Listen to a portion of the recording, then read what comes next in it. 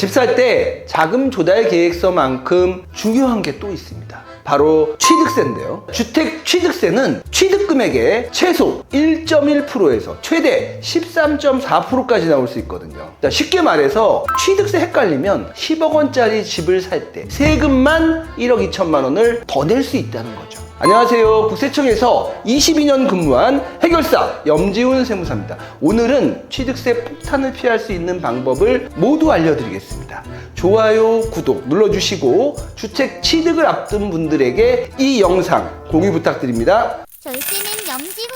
부동산을 양도하기 전에 1세대 1주택 비과세를 정확하게 받기 위해서는 내 세대원이 누군지 정확하게 알아야 합니다. 부동산을 취득하기 전에도 내 세대원이 누구인지 알아야죠. 주택을 취득하는 본인은 무주택자인데 내 부모님 등 세대원의 주택 수에 따라서 취득세가 최대 13.4%까지 중과될 수 있기 때문이죠. 지방세법 제28조의 3 규정을 보면 주택 취득일, 즉 잔금 청산일 현재 주민등록이 같이 되어 있는 가족을 나의 세대원으로 보고 있습니다. 따라서 자녀가 주택을 살 때 주소가 같이 되어 있는 부모의 주택도 주택수에 포함된다. 이렇게 보시면 됩니다. 한 여자분이 제게 상담을 요청하셨습니다. 자녀에게 용산에 6억 원짜리 빌라를 사줬는데 지금 취득세가 1.1%인 줄 알았는데 12.4%를 내게 생겼다. 어쩌면 좋냐? 이렇게 말씀하셨습니다. 자, 상황은 이랬습니다. 아버지와 어머니 두 분에게는 이미 주택이 하나씩 있었고요. 자녀는 대출, 증여, 본인의 소득 등으로 6억 원을 힘들게 마련해서 빌라를 취득하게 됐습니다. 그런데 취득 당시 부모님과 자녀가 세 분이 다 같이 주소가 돼 있어서 조정대상 지역의 1세대 3주택이 됐고 국민주택 규모 이하 12.4%의 취득세율을 적용받게 됐다. 어쩌면 좋냐 이렇게 걱정을 하시더라고요. 만약 그분이요 독립세대라면 1.1%만 내면 될 취득세를 자그마치 12.4%, 그 차익이 6억 원 기준 6,780만 원이었어요. 안 내도 될 취득세 자그마치 6,780만 원이죠. 이런 경우에는요. 네. 자녀가 용산 빌라를 취득할 때 잠깐 오피스텔 나와가지고 전입신고해서 세대 분리를 시켜놓고 빌라를 취득한 다음에 다시 이제 어머니 집으로 들어가는 거예요. 그것도 안 해놓으셨고 걱정만 하고 있는 거예요. 왜냐하면 잔금 청산일이 이미 지나버린 거예요. 그분이 차라리 그렇게 해놓고 자녀가 온전하게 좀 오피스텔에 나와서 살았다면 괜찮을 그런 상황이었는데 실제 그렇게 하면 된다는 거죠. 그렇게 하면 되죠. 오피스텔을 가짜로 얻는 게 아니라 얻어서 진짜 나가서 살고, 그런데 좀 이따 얘기하겠지만 무조건 그렇게 한다고 되는 건 아니라는 거죠.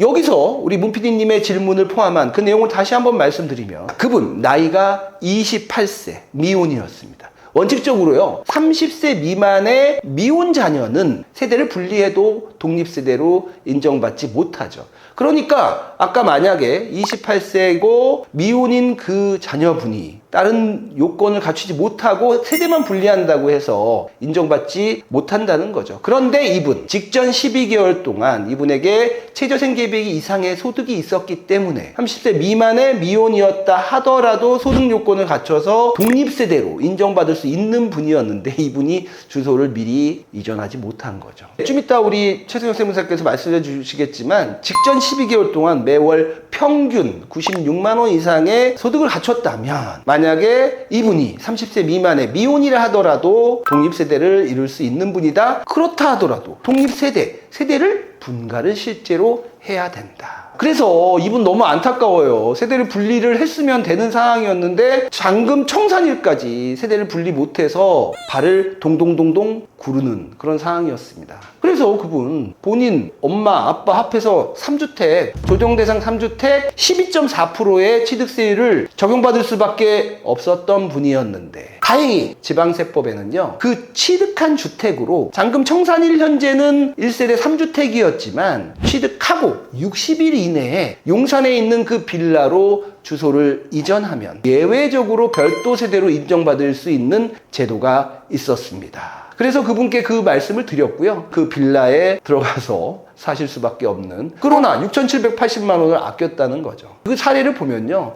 취득일 이전에 미리 주소를 이전하는 게 더 깔끔하고요. 그런데 이게 별도 세대로 인정받을 수 있는 상황인지를 먼저 따지고 주소를 이전하는 게 좋습니다. 아까 그 사례처럼 취득일 이전에 주소 이전이 어렵다면 취득일로부터 60일 이내에 그 취득한 빌라로 주소 이전을 하시면 됩니다. 자, 이렇게 주택을 팔 때뿐만이 아니라 살 때도 나와 나의 세대원이 누구인지 확인하는 그 작업을 반드시 하셔야 됩니다. 여기서 하나 더 제가 설명을 드리려고 하는 거는요, 취득세 과세 표준입니다. 취득세는요, 과세 표준에 세율을 곱해서 계산이 되는데, 세율은 우리 최승혁 세무사가 좀 이따 설명해 줄 건데, 과연 과세 표준은 무엇이냐, 이것도 좀 알고 계셔야 됩니다. 주택을 돈 주고 사는 유상거래에 있어서는요, 그 실제 거래 가격, 그게 과세 표준이 되고요. 그런데 주택을 만약 부모님이나 누군가로부터 증여받는다면 시가, 그 시가가 뭐냐면 감정평가액이거나 유사매매 사례가의 그 금액이 시가가 됩니다. 그러니까 좀 높죠. 증여세 과세 표준은 기준 시가가 아닌 감정평가액이나 유사매매 사례가액을 적용하니까요. 그런데 상속을 받을 때 난 감정평가를 받았어요. 감정평가를 받았지만 감정평가액은 기준 시가보다 상당히 높다? 그 감정평가를 받았다 하더라도 상속에 있어서는 기준 시가를 적용받는다.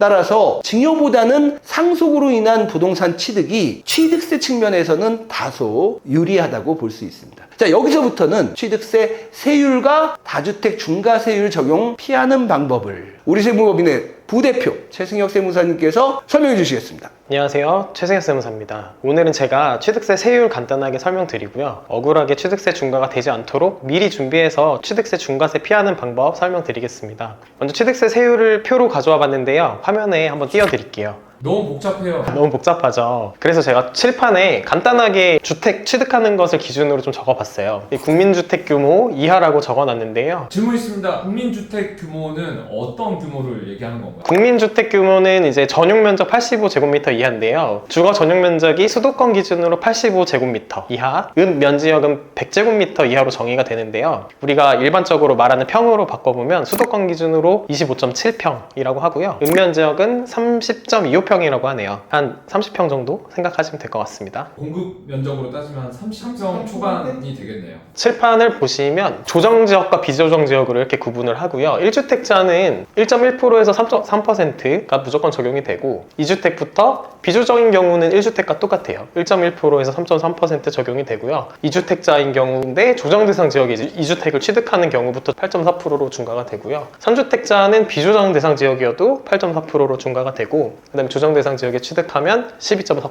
4주택 이상부터는 무조건 12.4%로 중과가 됩니다. 만약에 국민주택 규모를 초과한다면 어떻게 될까요? 여기 세율에 농어촌 특별세가 추가로 붙습니다. 아까 화면에 보여드린 대로 농어촌 특별세가 조금씩 붙어요. 최고 세율을 받는다면 4주택자인 경우에 13.4%까지 받을 수 있습니다. 질문 있습니다. 네. 만약에 제가 조정 대상 지역에 주택을 하나 가지고 있어요. 그런데 두 번째 주택을 비조정 대상 지역에 있는 걸 취득을 했어요. 네. 그렇게 됐을 때 취득세가 어떻게 나오는 건가요? 그런 경우에는요, 비조정 대상 지역의 두 번째 주택을 취득하는 경우이기 때문에 1.1%에서 3.3%를 적용받게 되는 겁니다. 그렇게 판단을 하시면 될 것 같아요. 근데 저기에 보면은 그 취득세가 딱 정해져 있는 게 아니라 1.1에서 3.3% 돼 있잖아요. 1주택자, 2주택자 비조정 같은 경우에 이렇게 되는데요, 주택을 구입하는 취득 가격에 따라서요, 6억 원 이하인 경우는 1%고요, 6억부터 이제 9억 원까지는 어떤 산식에 따라서 계산이 되는데, 그게 1%에서 3% 이내로 계산이 되고요, 9억을 초과하면 3%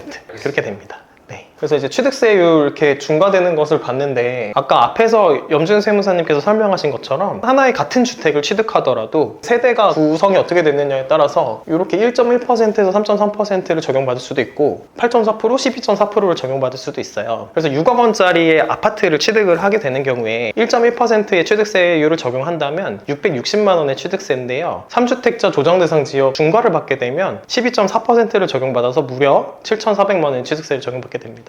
6,780만 원이나 취득세 차이가 나네요. 그래서 저희 세무법인에 오시는 분들 중에 미리 대비하지 못하고 억울하게 취득세 중과를 받으신 분들이 많이 오세요. 그럼 어떻게 다주택자 중과를 피할 수 있을까요? 첫 번째는 아까 말씀드렸던 대로 세대 분리를 활용하는 것입니다.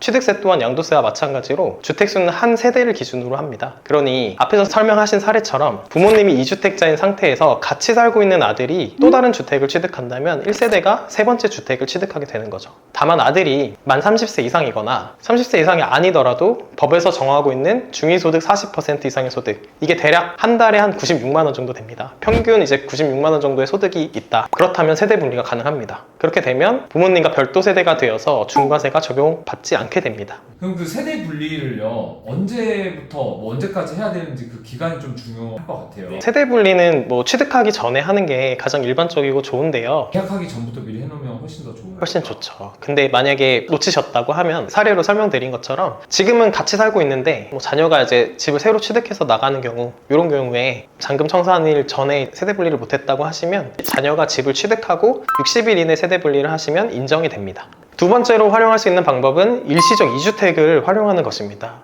어떤 가족이 지금 살고 있는 집이 있고 새롭게 강남으로 집을 사서 이사한다고 가정을 해볼게요. 강남으로 이사를 가고 기존에 있던 집을 팔 거예요. 강남에 집을 사서 이제 조정대상 지역에 두 번째 주택을 취득하는 거니까 취득세가 중과되어 8.4%의 취득세 세율을 적용받게 될 것 같은데 뭔가 좀 억울한 것 같지 않으세요? 사실은 2주택이 아닌 거잖아요. 그렇죠. 이렇게 이사 등을 위해 일시적으로 2주택자가 되었을 때 3년 이내에 종전주택을 처분하면 새로운 주택 취득할 때 1.1%에서 3.3% 등 낮은 일반 세율을 적용할 수 있습니다. 즉 일시적 2주택인 경우에는 중과세를 적용하지 않을 수 있다는 거예요. 그래서 이런 상황이라면 조정대상 지역에서 두 번째 주택을 취득할 때 중과가 아니라 일시적 2주택 특례 규정을 적용해서 1.1%에서 3.3%의 세율로 당초부터 신고를 하면 됩니다. 물론 3년이라는 기간 내에 종전주택을 처분하지 못한다면요, 감면받은 세액을 다 추징을 당하고요, 추가로 가산세까지 부담하게 되니 이것은 주의해야 합니다. 만약에 일시적 2주택을 하려고 했는데 그 뒤에 주택이 안 팔리면은 그러면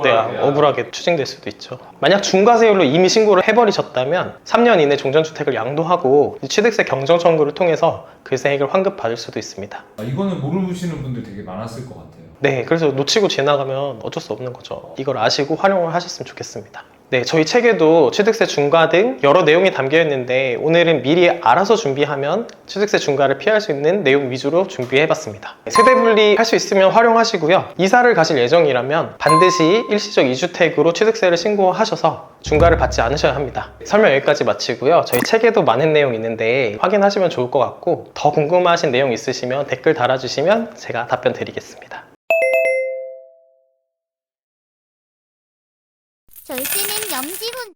자, 우리 세무법인의 부대표 최승혁 세무사였습니다. 잘 들으셨어요? 혹시 주택 취득을 준비하고 계신다면 취득하는 주택이 취득세 중과 대상인지, 그리고 중과 대상이라면 이를 피할 수 있는 방법은 없는지 꼭 체크하셔야 됩니다. 우리 구독자분들이 억울하게 취득세 중과되는 것은 꼭 피하셨으면 좋겠습니다. 다음 편은 세무조사 관련된 내용입니다. 지금까지 구세청에서 22년 근무한 해결사 염지훈 세무사였습니다.